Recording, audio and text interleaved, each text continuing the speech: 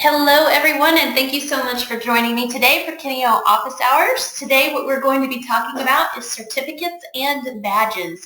What's the difference, what are the similarities, and why would you use one over the other? A little bit about myself. My name is Taylor Craig. I'm the Learning Platform Specialist here at Kineo.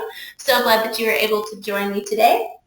A little bit about office hours. We offer these to our clients only. So a little bit about Kineo office hours. What we do here is we discuss a different topic each week. We meet every Thursday for about an hour. We have 15 minutes of a quick feature presentation, and then we have 45 minutes of open floor discussion. Sometimes we fill that 45 minutes, sometimes we don't, but it's always nice to see all the different questions that are floating around out there. So bring me your questions. No questions too big, no questions too small, and if I don't know the answer, I bet I know somebody who does. So today we're going to be talking about badges versus certificates. Let's go ahead and start off talking about badges. So badges are kind of newer on the scene. They came about in some of the earlier versions of 2.2 plus, and they were really hot at the beginning, and they're actually picking up steam, and people are finding really cool creative ways to use them. So it's a really good way to celebrate achievement and show progress and keep your learners engaged, and it allows them to kind of show off their work and what they can do. There are all different types of badges available. You can make them look any way you would like to make them look, but we also have what are called site level badges as well as course level badges. So lots of different ways to award those particular badges, and I'll give you some pretty cool examples of how we have people using those currently. You can display badges from other sites. So if you open your Totara site to Mozilla Open Backpack, you can actually push and pull badges from there.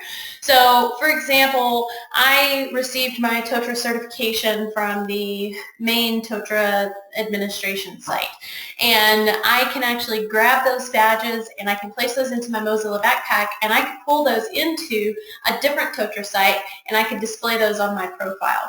So really kind of a cool feature there that you can push and pull from your Mozilla Backpack. You can also push your badges from your Totara site into your Mozilla Backpack, as well as any other sites. One thing I did learn with that backpack is that it is integrated directly with your email address. So if you didn't get a badge with your work email on a different site, and if that email is not registered with Open Badges, you can't pull that in. It says that you didn't earn that badge because it doesn't recognize you, because badges actually house some data behind that image, and a lot of times people don't realize that. They just think it's an image, but it actually does have the completion data and what you did and all of that good stuff. It's actually part of that file when you export those. So something to keep in mind and something to be aware of.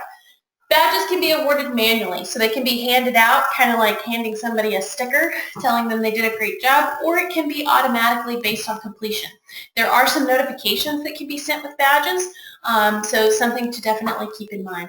You can load whatever images you want to load. I'll show you some different examples of different images. As long as they're about 100 pixels by 100 pixels, you're doing pretty good as far as what your badge looks like. Certificates. So these are the same questions, but focusing around certificates. Certificates have been core to Totara. They've been core to Moodle for quite some time. And they've always been kind of the standard go-to as far as celebrating achievement or providing proof of achievement, providing proof of completion, those types of things. So certificates have always been there for that particular reason. Now, there's really only one type of certificate in core. There are other plugins out there that you can add to a Totara site, but those are other plugins that would need to be vetted and all of that good stuff, but they are available for different certificate modules out there. But as far as core, there's really only one type, and it's awarded at the course level. Now, you can have as many certificates in one course as you'd like to have. I've actually worked with clients in the past where they have had 2 or 3 certificates, or they've had a certificate per topic that they have provided, and a lot of times people are starting to replace those certificates per topic. They're replacing that with badges because they're a little more compact. They're not downloaded. They are downloadable, but it's not a big giant PDF or anything like that, and it's slicker, it's prettier a lot of times when you go the route of badges. But how certificates are awarded, they're clickable and then it downloads as a PDF. So it opens up as a PDF and then you can download that, you can print it, you can do whatever you would like to do with that certificate at that point. And you can actually load your own images for certificates. This is something that a lot of people aren't aware of, and they don't know that there is actually a place for you as an administrator. You can go in and you can load your own logo, you can load your own seal, you can load your own watermark, signature, and so there's some cool things that you can do there with the certificate module as well, if that's something that you're interested in doing. So let's take a quick look-see and see what we've got going on here. So the first thing we're going to take a look at, some badges. So on this particular site, I've gone in, and this is my Totara Basics course. We've seen it about a gazillion times in office hours. But one thing to keep in mind on this particular course is we have multiple course badges enabled for this particular course. So for this one, we have a badge per topic, and but the topics for this course are broken down by going over the URL resource, going over the SCORM resource, going over the quiz resource and activity. So we're awarding a badge for every time you actually do something. The thing I want you to pay the closest attention to over here is the criteria. So on this side. So in this particular case, we have it set up to where they receive this badge after they have reviewed any of this criteria. So any of these things inside the course. And you can do it based on an any or an all method as well. So in this particular case, these are course level badges. And so we're awarding them as the learner progresses through the course. What that's going to do is it's actually going to notify that learner. It'll pop up a Totara message inside of the system letting them know that they've received a badge. And then also you can set them up where they will email as well. And you can also set them up where they will notify someone else. So not just notifying the learner that they're receiving those badges. So you can set up that notification as well. So this right here is an example of a course level badge. On my other site, we have set up some site level badges. So badges can be available at the site level. I'm going to show you where they are displayed inside of your profile. So looking at my profile, I have received the quality badge. And the quality badge, if I click on that badge, it's going to give me the ability to download it. I can add it to my backpack, which is my Mozilla backpack with all my other badges. So I can push it out there. It's going to show my name, the issuer details, and then it's going to show the badge details. It's going to give me the name, the description, and then the criteria that I had to meet. So if you'll notice, all of this is referring to my profile. It's profile completeness, basically. So if you're going to request that people go in and update their profile, you can do that, and then you can award a badge based on them going in and doing that. So they can receive those badges in that way. Another use for site level badges, let me just get in here to site administration, badges, manage badges. We have a couple of other ones, and in this case, we have set this all-star badge up where they have to complete new employee onboarding, health and safety standards, Totara course basics, and personalized learning example course. So this is based on course completion. So when we set that course completion, we can actually trigger a badge off of that. So if we're thinking in the land of Totara, which most of us are thinking in those terms, or at least I hope you are, that means that you could technically award a badge based on a program completion. So, but it's really more so on the courses, not the completion of the program. Okay, so you would just choose all of the courses that you have set inside of a program, and then they would receive a badge at that point. Now, a cool way that we have another client using this, and I can't show the site, and I really wish I could, but I can describe it to you. The way they are using it is they are using it to give their learners status on their site. So, and by status, what I'm referring to is they have their newbies. So people are, and they literally call them newbies on their site. So they have their newbies who are just starting at this company, and they've gone through one course, so they get the newbie badge. And then as they complete more learning on the site, they get different badges.